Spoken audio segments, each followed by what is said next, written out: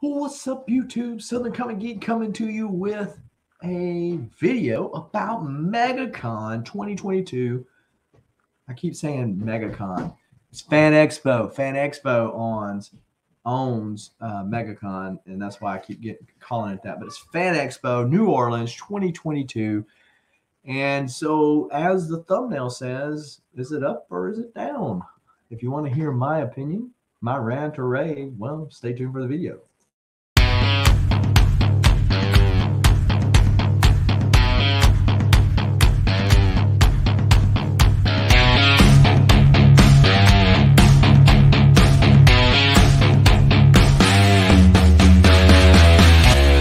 Before we get into all of this comic book goodness, go ahead and smash the like button, hit the subscribe button, as well as the bell notification, so when videos like this one drop ever so randomly, you are one of the first people to know and can make the conscious decision as to whether or not to watch it now or later. As long as you watch it, we appreciate you. Now, talking about people we appreciate, how about the list of channel members, people that are supporting the channel through their monthly membership? If you are interested in joining one or both of these membership programs, then the Linktree link to that and all the platforms that I'm on is in the description below. So, Fanexpo, got it right that time. Fanexpo is one of the big corporate-owned cons. I've been to Dallas. Hope to go to MegaCon one day. It's definitely one of the bigger ones. Well, they bought out Wizard World. So Wizard World had several locations still at the time of the buyout, one of them being in New Orleans, of which they kept that one. So this is the first year, because 2020 was the last year they had Wizard World. In January, went to that one, and it was okay. It was kind of expensive to get in, but it was okay. And this was before the price. Knowing, you know, this full disclosure, this is before the values of these books just went through the roof. This is prior to COVID. The COVID thing was about to hit the fan. So anyway, fast forward to 2022 when they announced that they're going to be here in January. I jumped at the opportunity, seeing that it is only 2 hours away from me. There's a couple of members in the community that were going to be there, and so I said, well, hey, this will be a good time. All the other thing aside, I elected to only go to the Friday show because of what I'm about to tell you. Now, again, full disclosure that I know that Friday is the setup day. A lot of the celebrities, which I wasn't there to see any of those, but a lot of the people, the cosplayers, the buyers that are going to be there, are generally there on Saturday. But all the vendors should have been there, which was one of the things I was looking for. And it was pretty lacking. Just my personal opinion. Other people might have found exactly the book they needed at the price they were willing to pay for it. That was not my experience. So these big cons are so worried about being tagged in being a spreader, if that makes sense, so that YouTube don't ding me. But they're so worried about that they just freak out anytime that word is mentioned. And right before the con, it was announced that because of that a lot of people would not show up. A lot of them were celebrities, most of which I was not worried about seeing. I wanted to see, was it Rod Paulson, who was the voice of Pinky and the Brain? He was one that ended up not showing up. And a lot of the comic creators, Art Adams, Alan Davis, a lot of the names of people I had not met before, but had books ready and wanting to get signed. However, that was not to be. Matter of fact, I took books. I took all the books because I didn't know and I wasn't paying attention. I said, look, I'll just take them. It's not really that many. I get down there and I could have been gone out of the con inside an hour. I stayed for 3, making sure going up every nook and cranny. But let me show you kind of what So that's the jazz band playing off. That's kicking us off.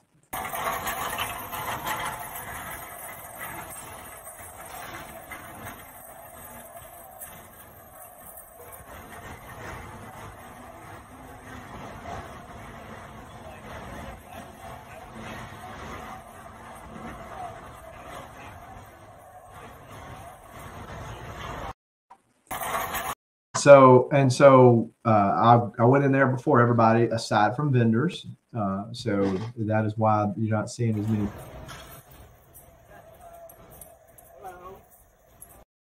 There's the Ghostbusters car in Louisiana, but there came more people later on, but it was still not what, let's say, Dallas Fanexpo was. Dallas Fanexpo was really hopping.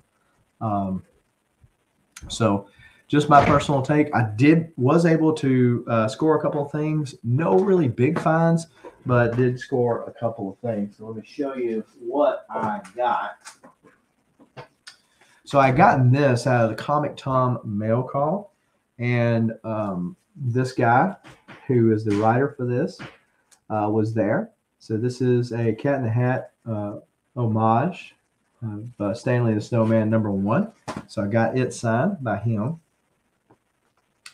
I got Fabrice Zabrowski, which I'm probably just butchered his name. Met him and his wife there. Got him to sign the first appearance of Spider-Man Noir right down there.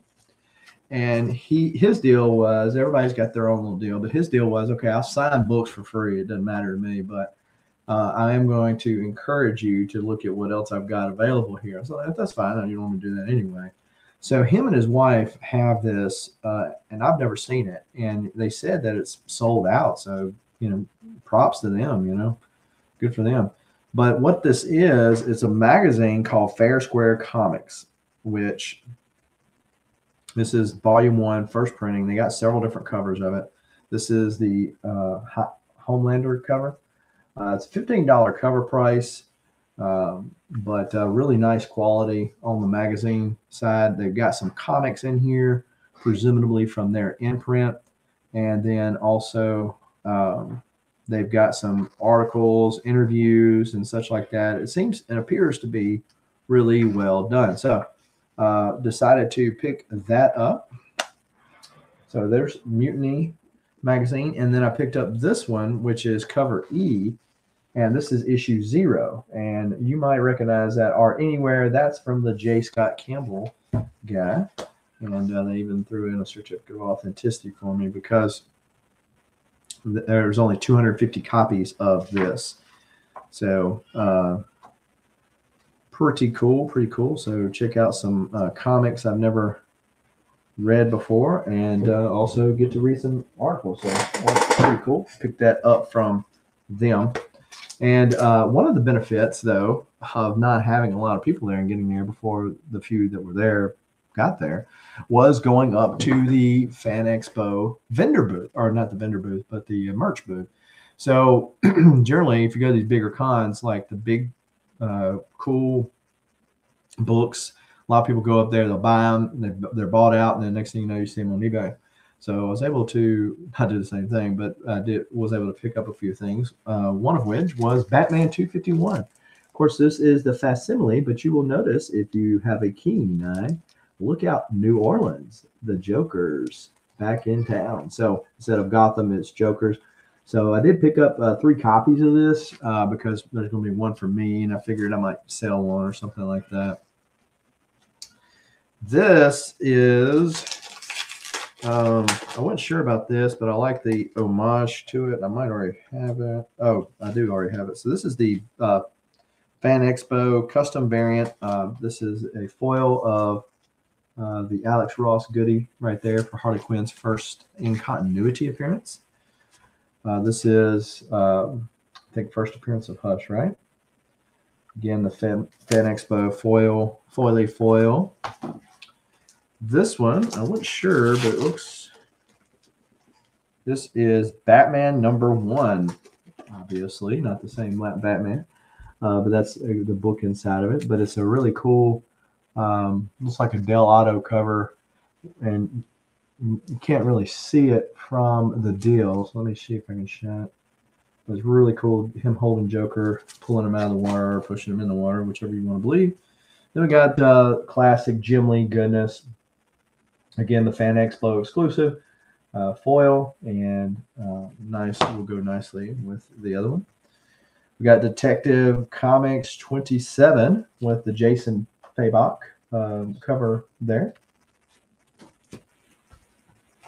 We got Batman. This came out not too long ago, but this is the foil Fanexpo exclusive. It's limited to 1,500, which, by the way, I didn't mention that Batman 251. There's only 500 of them. So this is the foil, the wanted posters. I never got these because this was after my LCS went away, because I could have asked him to hold them for me. And Batman 112, again, a 1,500 print run, and foily foil goodness. So the guy that did Stanley the Snowman also had, there's a Scout Store exclusive, so it's a little bit different. But I bought that from him and got him to sign it. Then we got Stanley the Snowman. This is another variant, and it was already signed by the artist, and he also signed it. So it's a dual sig. Now here's another book that he did through 10 Sky Comics. Never heard of them, but Zombies. We're human too. We're human too. So I picked those up from his booth. And Jeremy Clark, which is a guy that I have I bought a poster, but I don't have it right here, so you'll probably see it on the IG post one day. But it's a print, large print signed by him of the IDW cover recently of turtles dressed up as like Frankenstein and Dracula and all that. It was a giant size print of that. But I also picked up something for somebody in the community, but I don't want to show it on here lest I spoil who it's for. This is also Good Boy, which I heard was pretty good. Basically like John Wick, except the dog survived. This is number 1, and I got him to sign it over here. He's from down south, so I've seen him at a lot of cons that I've been to. And aside from that, I got some books at one vendor. One vendor, that's it. And they were $5 books. And so I didn't see a lot of dollar bins. The few I saw, like they had been beat to Hades and back.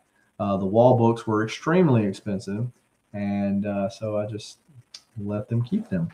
But this was pretty cool. Masters of the Universe number 1. This is the Dolph Lundgren variant. I have the power. And it has a silver foil, and it is a wraparound cover there. So I'll get a good clear backing board in there to take care of that.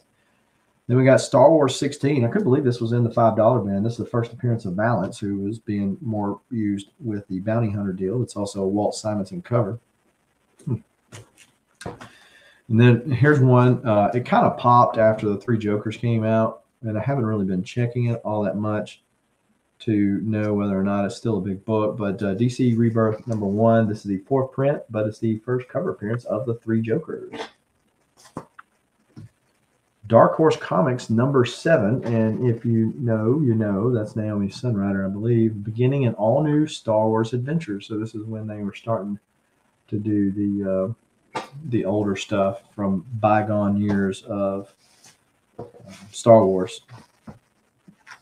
The Punisher number 5. Who puts $5 books in their thing without a board and bag? Just saying. Of course, that is an homage to New Mutants 87. And there you go. Picked up Daredevil and Black Widow 102. This is the first writing of Chris Claremont, better known obviously for his X-Men work over the years, but this is his first. Now there's some books that came before that where he's listed or credited, but he didn't do the script. He just kind of helped with it. So that was his first one. Pit number 1, a newsstand. So these Image number 1s, if I can find them fairly cheap, I'll pick them up if they're newsstands like that. So I was just reading Pitt the other day. As a matter of fact, only need like 2 to complete the set, not counting like ash cans and stuff. Then we got Amazing Spider-Man #1. This is the first cameo appearance of Silk, aka Cindy Moon. So that I picked that up just to turn around and sell it. Might hold it until get a little action on the Spider-Verse again. But so overall, I drove 2 hours down there. I paid for 2 days worth of tickets, Friday and Saturday, because that was before I filed for my press pass. And then when my press pass, I didn't know I got one. I went up and asked, and they got, oh yeah, you got one right here, because I was trying to get in early. And they said, oh yeah, here it is right here. Okay, well, thanks for letting me know. So yeah, overall, not that great. Cool to meet the couple of people. Now there was people like Joe Rubenstein or Michael Golden that were there. Tony Rodriguez, who does Stray Dogs. There was a couple people there like that. Guy Gilchrist. I've met all those people before, so nothing taken away from any of those people that actually did brave the elements and actually come out to the con. It's just I'd seen them before, so I really didn't have anything new for them to sign and whatever. So I do appreciate everybody for watching this video, and until next time, keep reading, keep collecting. Adios.